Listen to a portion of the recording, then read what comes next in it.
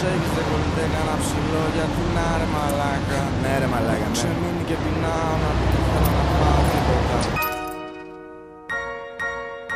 Θα σας διηγηθώ λοιπόν μια ιστορία που σίγουρα όλοι από εσάς την έχετε δει κάπου μπροστά σας. Μια φορά και ένα καιρό σε μια μικρή γειτονιά ήταν ένας πιτσιρίκος που είχε φευγά τα μυαλά. Καθώς μεγάλωνε η ζωή κυλούσε χαλαρά. Κάνα τσιγάρο, κάνα ξύδι κι όλα πήγαιναν καλά. Κάμια μπάλα, κάνα ξύλο μέχρι τα 19. Είχε φίλους που τον αγαπούσανε πραγματικά. Ήταν αλάνι, δεν είχε στο μυαλό του την μπουστιά. Όμως τελευταία σκεφτότανε θολά. Ώσπου ξαφνικά χάθηκε τηλέφωνα, δεν σήκωνε. Τον είδαν να κοιμάται στο πάρκο, ορθίος είπανε. Τον είδανε να τριγυρνάει με κάτι παιδιά που πάντοτε μέχρι τότε κρατούσε μακριά. Τους φίλους του δεν βλέπει πλέον γιατί το ψιλοκράζουνε. Δεν το κάνουνε για κακό, λίγο μυαλό του βάζουνε.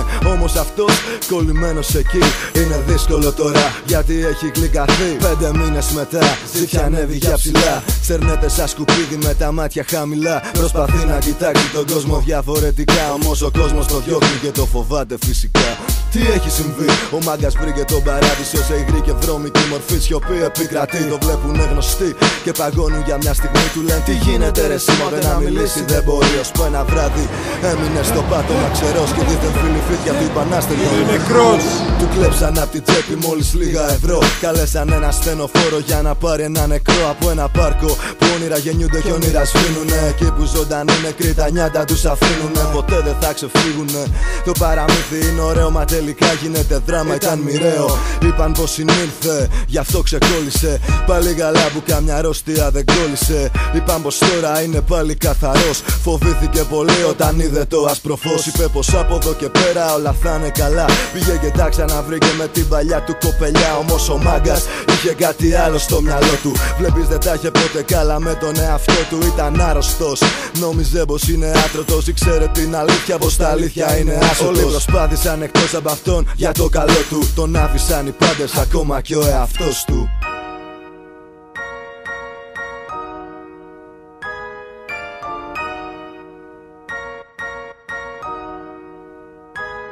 Άκουσε με, όλοι κάνουμε λάθη. Ο άνθρωπος πρέπει να πάθει για να μάθει. Άκου λίγο, φίλε μου αυτό που θα σου πω. Όταν σου δείχνουνε το δρόμο να μην κάνεις τον τυφλό. Άκουσε με, κοίτα δεν είμαι ο μπαμπάς σου. Αυτά υπάρχουν στη γειτονιά μου, στη γειτονιά σου. Άκουσε με, δεν ζητάω πολύ ένα λεπτό. Η ζωή σου είναι μάγκα μου το πιο σημαντικό.